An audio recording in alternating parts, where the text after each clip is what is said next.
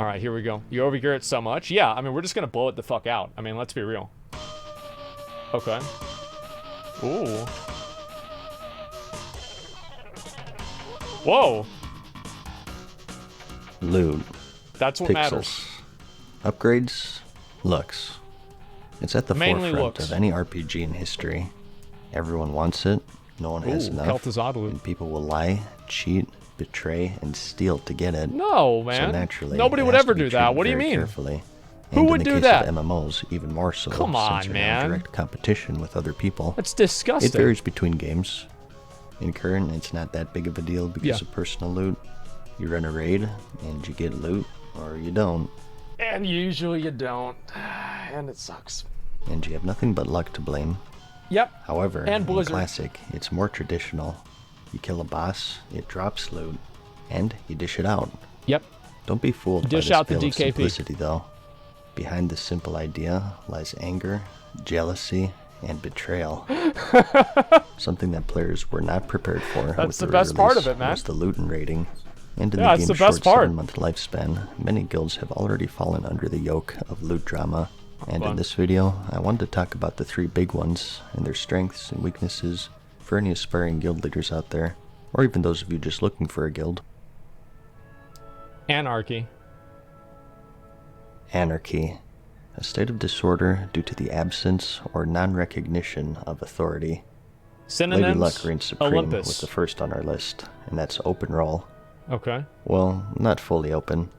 You'd have to be pretty naive to have open loot to 40 people and just trust everyone not to take whatever they wanted. Yeah, I know. Oh my god! Oh, dude, this fucking video, dude. No, it's more like the Powdered Helmet of shit Wrath never drops, drops. so all tanks roll on it, excluding DPS warriors until all of the tanks already have it. Yeah, that's right. That's why I Pros roll would tank. be there are no favorites nor discrimination. Mm-hmm. The only thing that's standing between you and the item is your own luck. It's fair, right? Well, No. yes, in that aspect it is. Yeah, But right. what about this situation? You have a tank who's online every day, tanks dungeons for guildmates, even if he doesn't need them. He brings consumables, PvPs. This is me. He's always online in Discord. No, it's not me. This is a valuable guild member who gets along with most people. You should give him all the loot. And you have the other tank, whose playtime starts and ends with raid. And you question if there's some sort of weird government experiment because they've never spoken a single word in voice chat. Okay. This person wins the Helmet of Wrath, and you don't see him for 6.5 days, and your active tank is still using this piece of crap. Look. Anything is variable. You could apply bonuses to rolls depending on activity or the ability to Okay. speak. But Yeah. how much?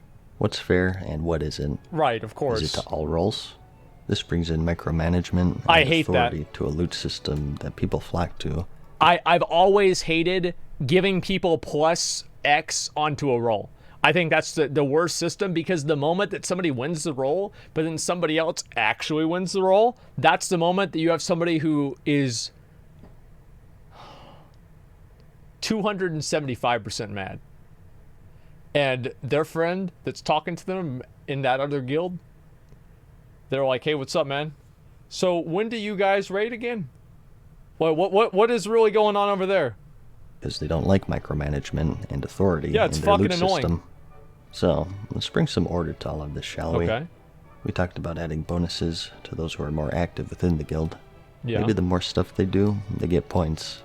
You get points for raids, of course. but maybe DKP. also for attending guild events, PvPing, or whatever. I don't think you should do that. Well, it's not a very creative idea because it's existed for around 20 years. Yeah, I've never been First a fan of brought this. about in EverQuest, the DKP system was one of the ways to distribute loot This in is the original not- Classic. No. It was hard to find a guild that didn't. See, you knew this is an actual classic guild because they have 4 druids in the same raid and a fucking moonkin.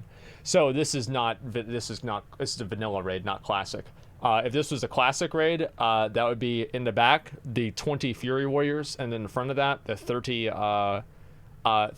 rogues. That's pretty much it. 6 druids? Yeah, I forgot Moonkins were actual druids. Usually they're just a waste of space. But anyway, I think DKP is fucking stupid. Like, the only good way to do loot is through either loot council or a modified loot council system.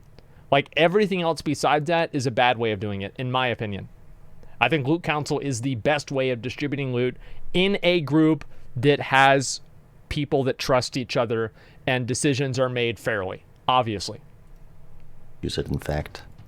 Basically, each boss in each raid gives you a certain amount of points.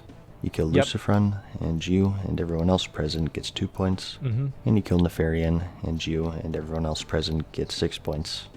This is the bare minimum the system is set up for. We used to have people that It like varies contribute guild by shit guild. for the guild bank. Some give points for PvP. That's dumb. And some for even donating materials or gold. We used a to have guild that bank. in my old guild.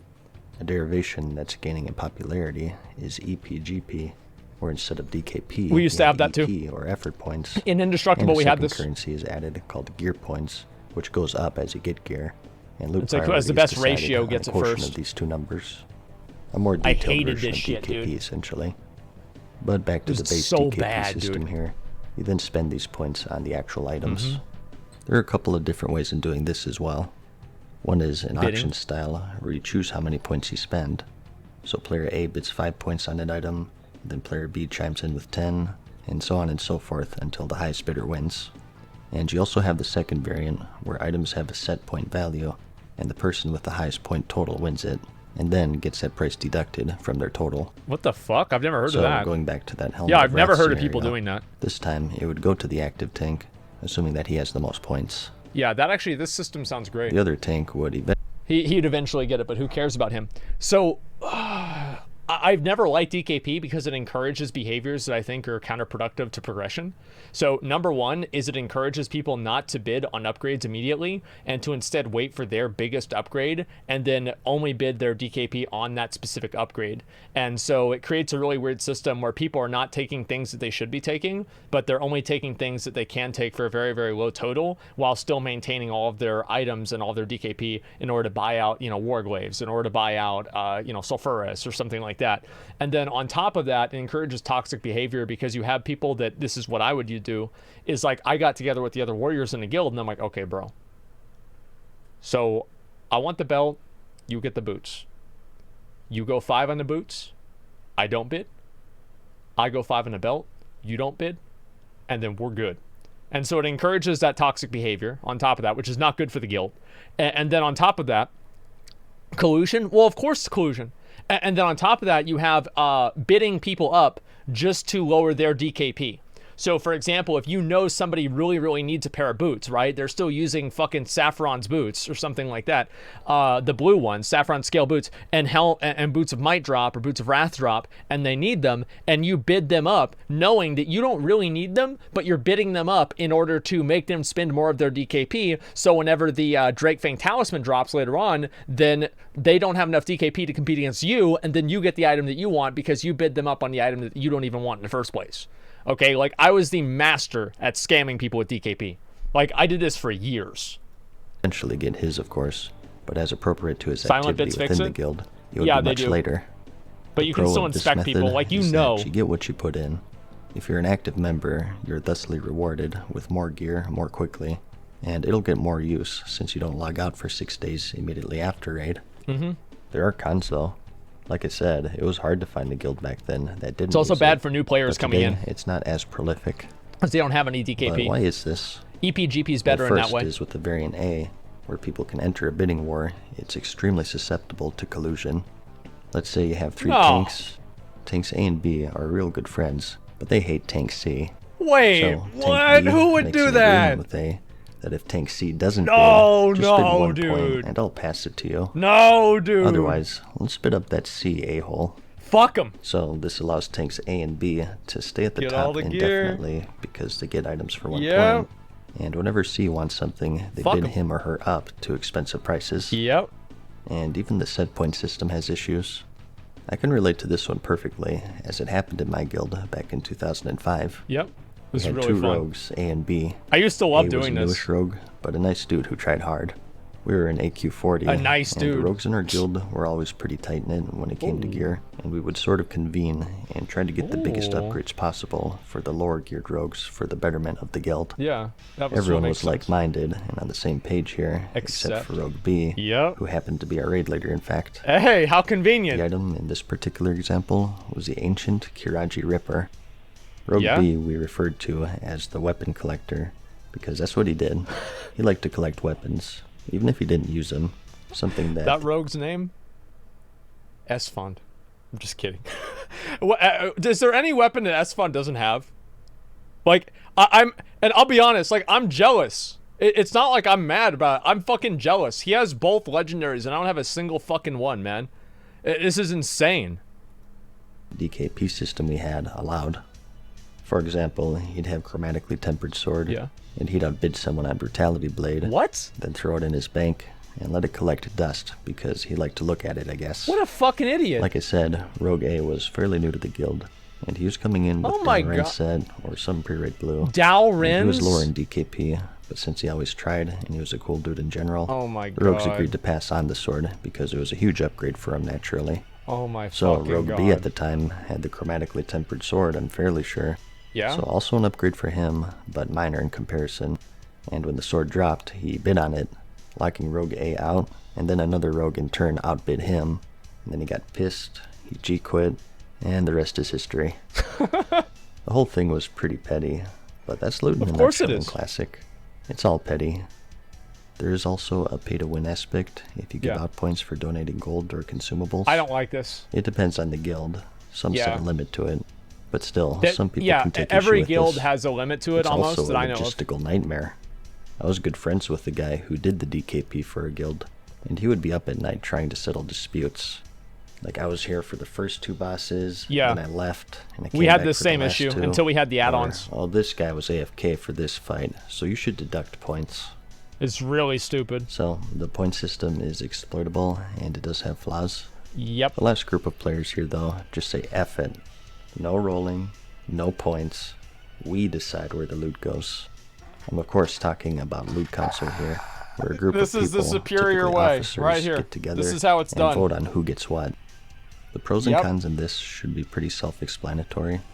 If run well, the loot is handed out in such a way that it benefits the guild the most. And if run poorly, corruption and personal grudges dictate who gets what. That's very We true. all know the story of the loot council, whose itinerary is to gear themselves first, and then the rest of the rabble later on. I can't believe anybody... It's a hard thing to describe because it's so subjective. Something that seems grossly unfair from the outside may be perfectly reasonable on the inside, and vice versa. It really just depends if you have honest people truly making the best decision for what's good for the guild. I think that's really what matters, right? Is if you have everybody in the group is okay and on the same page with how the loot decisions are being made, then everything's okay. To me personally, I have never, like, I like memeing about this, but as a loot master, and whenever I had loot council in my guild, we had a number of ways that we would prevent collusion, right? It was like you couldn't comment on items that you rolled on. We invited a new person every single week to listen in on our decision-making process for them to know why we were making decisions. And that rotated every single week. So there were a number of ways that we did this in order to ease people's minds whenever we went over and we used this system. We obviously had a few complaints about it over the years, but overall, I think we had a really, really positive system. And when you bring in human nature into the equation, anything can happen. People just get pissed. I think the one concrete thing you can say is that it's the most susceptible to drama. Yep. Free-for-all can be frustrating, It sure is. but ultimately, it's your role against theirs. DKP can be manipulated, but it's inevitable that you'll get something. With loot council, it's possible you'll get nothing for 2 months. You don't get loot because you don't perform well. Yeah. And you don't perform well because you don't get loot. Plus, I feel like a guild that can't figure that out, like what the difference is between somebody performing well for their gear and somebody performing well, period, is just a bad guild. Like, if your guild is putting you up against somebody in full tier 2 and you're like a mage or a rogue or something and you're in pre-raid bis and you're not getting any loot because that person's out damaging you, it's like, why are you in that guild? Right? I get that, like, yeah, they cleared it more and everything like that, but if that's the only decision-making process that they use, then it's a mistake. The fact is that the way that we do things is that we do, like, every loot council does to some degree, like, focus on seniority because it matters. But at the same time, while seniority does matter, it also matters a lot if you show up, if you have a good attitude, if you're in the raid all the time, if you're playing in the guild regularly, and if you're a positive force in the guild. So, and if you're playing well in general. So there's a lot of factors to it. But like in my guild, I think we have a 2 or 3 week trial period, and then pretty much anybody can nominate a piece of gear with like a soft reserve system that we have. think that the idea of someone else dictating what you deserve and what you don't deserve just rubs people the wrong way. Yeah. It's like, if you're a good boy, you get a treat. If you ask me... Because if you're a good boy, you do good damage. Like, that's the way it should be. Like, I know that you guys are trying to, like, fucking meme on this, but it's actually the best way to do it, because no other system rewards performance. Like, there's no system that rewards performance besides DKP. In Classic, it doesn't matter.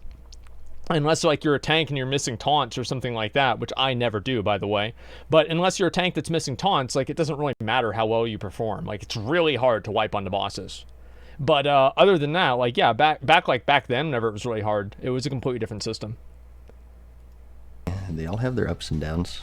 I think in general, for me, yeah, DKP I know. That's what I was saying. Sorry if I said it wrong. The thing I like about DKP is that eventually you're going to get something. Eventually, no matter what, you're rewarded for the amount of time that you put in. I don't like that. The downside of loot console, I think, is that oftentimes it's disproportionate. Not always, but oftentimes there's just one or two people of a class who get fully decked out before others. Yeah, the main tank. I'm not talking about what's fair here and what isn't. What I'm talking about, and I see it all the time, is that the faster a player is geared out, the more likely they are to quit. Don't tell them my secrets, Mad Season. Do not tell them my secrets. Don't tell them that. The last piece of gear I get is my last raid. I'm fucking done. Classic is a simple game. For endgame, we have raiding and PvP, with loot of course serving as the carrot on a stick. If you remove the carrot on a stick by fully gearing out one player, you remove their main reason to play. Yes, ideally, you gear out the players who raid more for the sake of raiding, and just hang out with friends and help the guild. But humans are not infallible. The faster you gear someone out, the more likely that person will end up quitting because they have less reason to show up. I feel like loot console guilds have a harder fight against attrition way more than DKP or rolling guilds, because they get in this cycle of feeding one person all this loot and then removing a big reason for them to play. The memories. They quit, then go to the next person, boom, and rinse and repeat. It's putting all of your eggs into one basket, which is really risky. Yeah, it is. With DKP or free it's very true what MadSeason's saying. It is extremely risky. Like, there are a number of times where, like, you gear out like a main tank or something like that. Like, this used to be very common in vanilla because of, like, 4 horsemen and guilds needing more main tanks. But you also had the same thing in DKP, where someone who was looking to quit the guild would just dump all of their DKP into an item, go down to 0, and then quit the guild after they zeroed out their DKP. So the thing is with loot council is that's again part of the expertise that comes into loot council is knowing who to gear out and why to gear them out. It sucks, but it's happened to a lot of guilds. It's happened to my guild. I remember there was this girl that we geared the fuck out of her in Throne of Thunder. We gave her all the gear, and she's not really that good, but she's the best one we had. And then she left the fucking guild. I was pissed, man. I was so fucking pissed. Simp? No, well.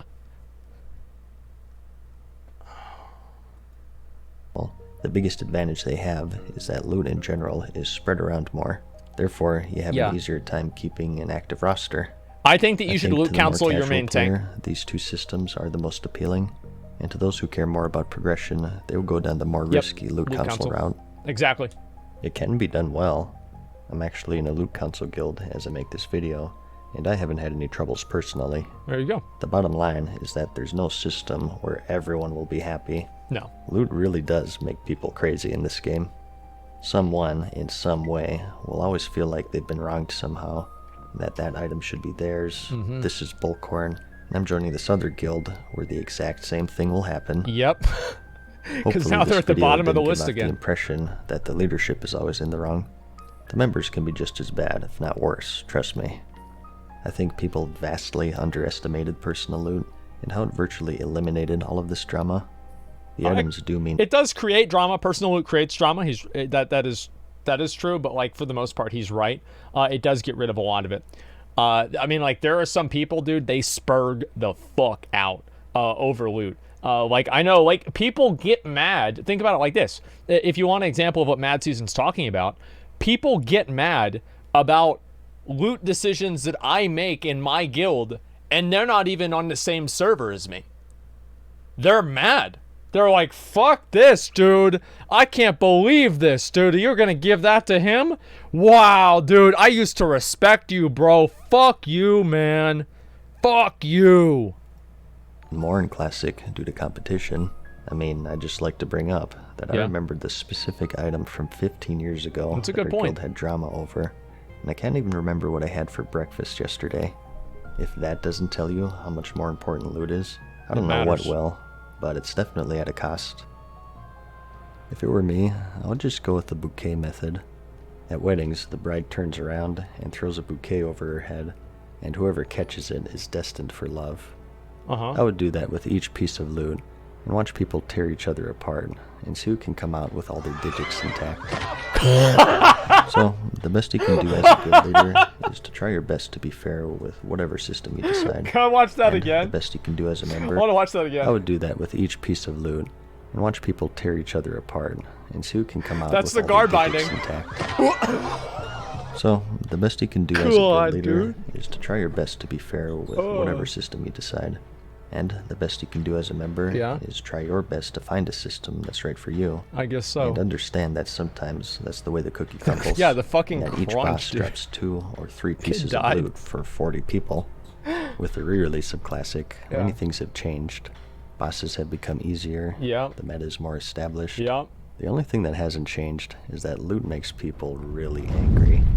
That's the thing is, like, in my guild, we don't have any of this. Like, we've never had any... Farewell for We've now, never had any mortals. drama with loot, really. The only time that we've ever had loot drama is with, like, the stream stuff. Like, we had the one guy that rolled on the dagger. Right? Like, that's true. We did have that one guy that rolled on a dagger. That was weird. But besides that, I don't think that we've had a single thing happen.